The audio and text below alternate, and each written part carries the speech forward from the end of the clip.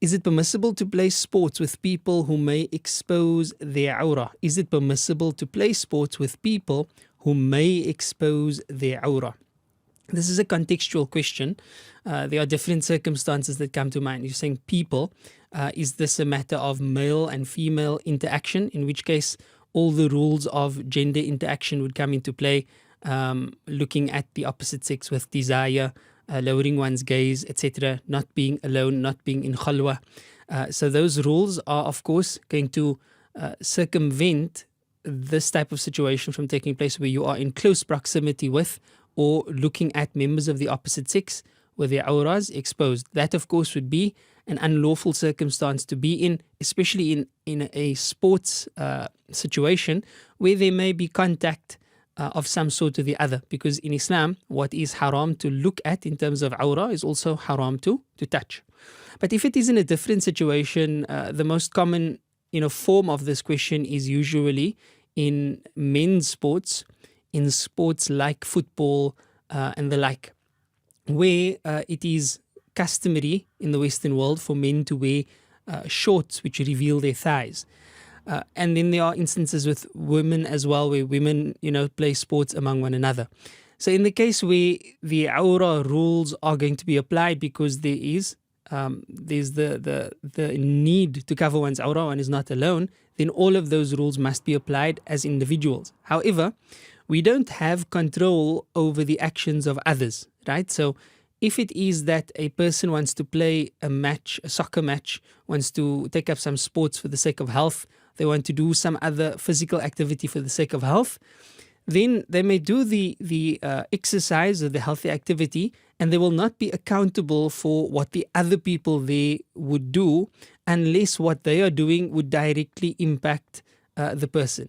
So if other men on the sports field are wearing shorts, but you are covering your awrah, you are not going to be accountable for their actions, right?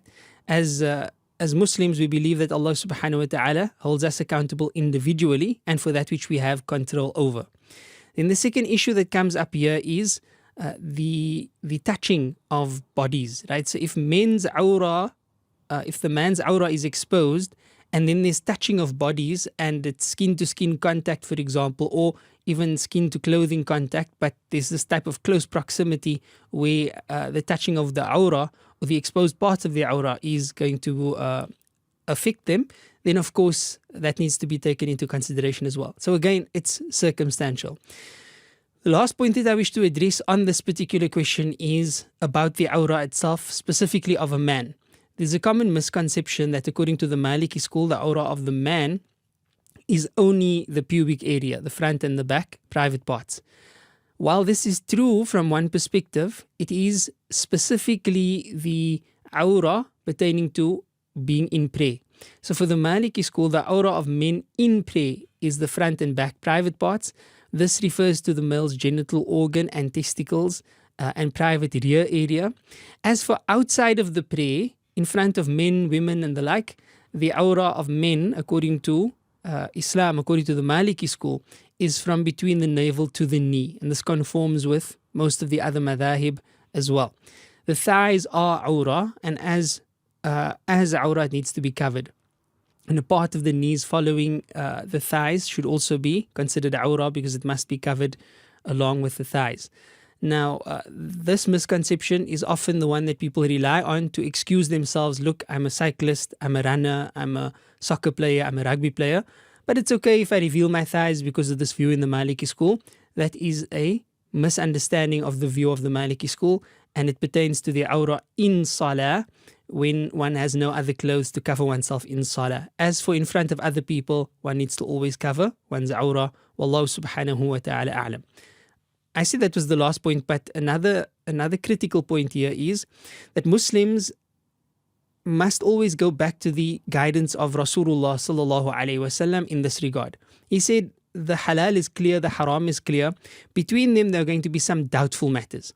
And whoever saves themselves from doubtful matters, they had freed themselves from, or rather they preserved their deen and they preserved their honor. So you may be in a circumstance where there's a sports match and you're thinking about these individual rules. But now you're in a situation where all these rules come together and then you may have some doubt.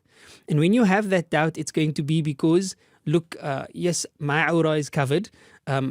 The other people's awrah, they are not covered. I'm not responsible for them.